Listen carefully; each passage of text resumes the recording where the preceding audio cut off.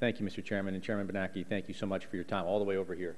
Last one today, and apparently next time will be the very, very last one as well. So a number of the questions that I have been answered, and we certainly have several, but we'll try to make this somewhat brief. On the rulemaking and supervision, one important component is identifying the supposedly systematically significant non-bank institutions for enhanced federal regulation. Can you update us on that process, and can you help give me some assurances that this designation process won't be overly broad or arbitrary? For example, talk to many insurance companies that are in the property and casualty business, life insurance companies that feel that they're going to get lumped into this process because AIG obviously was involved in this. But we know that their property and casualty business was really not a problem in this instance. It was really more the derivative side. So can you comment on that for me?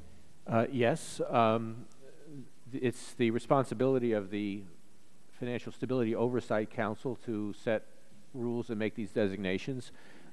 We have put out for public comment a proposed rulemaking that would ask for input about what criteria should be used. We're looking forward to getting those comments and to establishing a set of general criteria that we will then apply. And then we hope, I think, to have begin to make designations by mid-year. I think would be a goal. So the process is moving forward.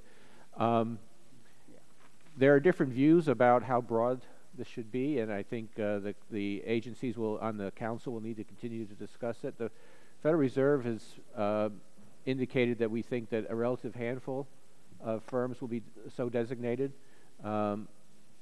We don't want to overextend this definition. That being said, we want to be sure to include every firm that would be a serious threat to systemic stability in the case of its failure. So I don't know the exact answer because, again, there may be some different views around the table, but we should have some more clarity by next few months. Are we going to wait until, because I know that the FSOC's expert hasn't even been named or appointed yet. Are we going to wait until after that's appointed? That's a good question. It certainly would be desirable to have the insurance industry represented. We have a state insurance commissioner now, but we need I think another position as well, but you're correct. Thank you. Another question that I had is that with regard to the methodology, what methodology did the Federal Reserve use to determine that $600 billion was the correct amount of money to deploy for the open market Treasury purchases? We have been able, through various studies, by looking at the impact of purchases on markets, to derive a rough equivalence between purchases and points on the federal funds rate.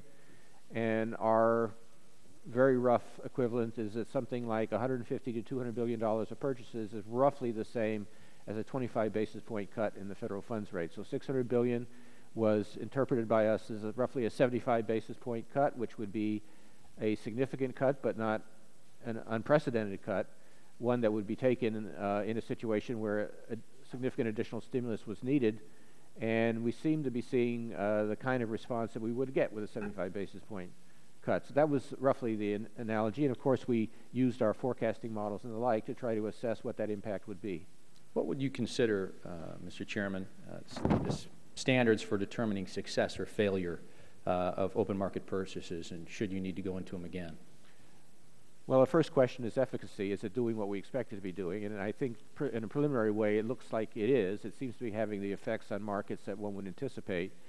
Beyond that, I think there are two criteria corresponding to the two sides of our mandate. On the first side, we'd like to see the recovery on a self-sustaining pace. When stimulus is withdrawn, we'd like to see the private sector leading a sustainable recovery. On the inflation side, I think we have succeeded in moving the economy away from deflation. We just want to be absolutely sure that we don't allow inflation to go above the levels consistent with our mandate in the long run, which is, in our view, about 2%. Thank you, Mr. Chairman.